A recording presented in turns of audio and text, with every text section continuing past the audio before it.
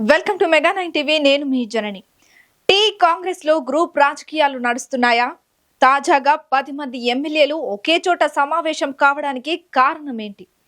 ఈ సీక్రెట్ మీటింగ్లు ఎవరిని టార్గెట్ గా జరుగుతున్నాయి? అసలు ఎందుకు జరుగుతున్నాయి? ఇప్పుడివే తెలంగాణ రాజకీయాలను వేడెక్కిస్తున్న ప్రశ్నలు. ఎందుకంటే ఓవైపు కాంగ్రెస్ ప్రభుత్వంపై వ్యతిరేకత పెరుగుతుంటే మరోవైపు ఎమ్మెల్యేలంతా గ్రూపులుగా ఏర్పడుతున్నారు.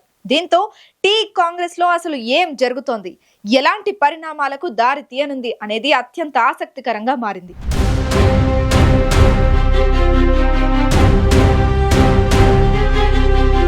ప్రెసెంట్ టీ కాంగ్రెస్ లో అంతు చిక్కని వ్యవహారాలు చాలానే జరుగుతున్నాయి.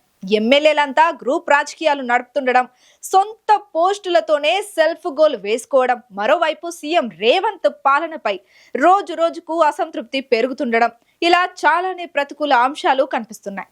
దీంతో నెక్స్ట్ టీ కాంగ్రెస్ లో ఎలాంటి పరిణామాలు చోటు చేసుకుంటాయనేది విశ్లేషకులు సైతం అంచనా వేయలేకపోతున్నారు. ఇటీవల ఓ 10 మంది ఎమ్మెల్యేలు ఒకచోట సమావేశమై ఓ మంత్రికి వ్యతిరేకంగా పావులు కదుపుతున్నారట. అయితే మంత్రికి వ్యతిరేకంగా సమావేశం కావాల్సిన అవసరం ఏముందనేదే ఇక్కడ అసలు ప్రశ్న.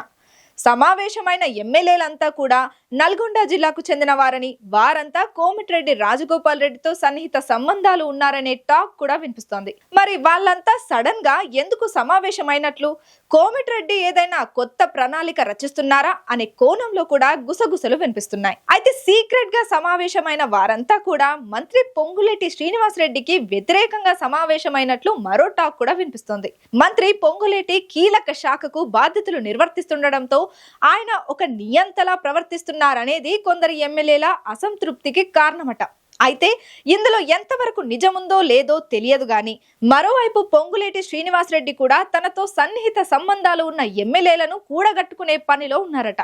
ఇలా మంత్రులు, ఎమ్మెల్యేలు గ్రూపులుగా ఏర్పడుతుండడంతో టీ కాంగ్రెస్ లో ఏం జరుగుతుందనే చర్చ మొదలైంది. నిజానికి హస్తం పార్టీలో ఇలాంటి గ్రూప్ రాజకీయాలు కామనే.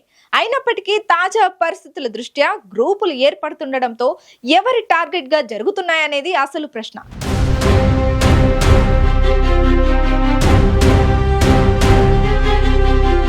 ఈ మధ్య సీఎం రేవంత్ పాలనపై కొంత నెగటివిటీ బాగానే కనిపిస్తోంది. అటు ప్రజల్లోనూ ఇటు సొంత పార్టీలోనూ ఇదే తంతు కనిపిస్తోంది. ఈ నేపథ్యంలో రేవంత్ రెడ్డిని సీఎం పదవి నుంచి తప్పించేందుకే ఎమ్మెల్యేలంతా గ్రూపులుగా ఏర్పడుతున్నారా అనే సందేహాలు పొలిటికల్ సర్కిల్స్ లో మొదలయ్యాయి. ఎందుకంటే కోమటిరెడ్డి వెంకటరెడ్డి, రాజగోపాల్ రెడ్డి, ఉత్తమ్ కుమార్ రెడ్డి, బట్టి విక్రమార్క వంటి వారంతా సీఎం పదవి రేవంత్ కు దక్కడాన్ని వ్యతిరేకించిన వారే. దాంతో ప్రస్తుతం ఉన్న ప్రతికూల పరిస్థితుల కారణంగా ఎమ్మెల్యేల మద్దతు కూడగట్టుకుని సీఎం సీటుపై కొంతమంది మంత్రులు కన్నేసినట్లు గుసగుసలు వినిపిస్తున్నాయి.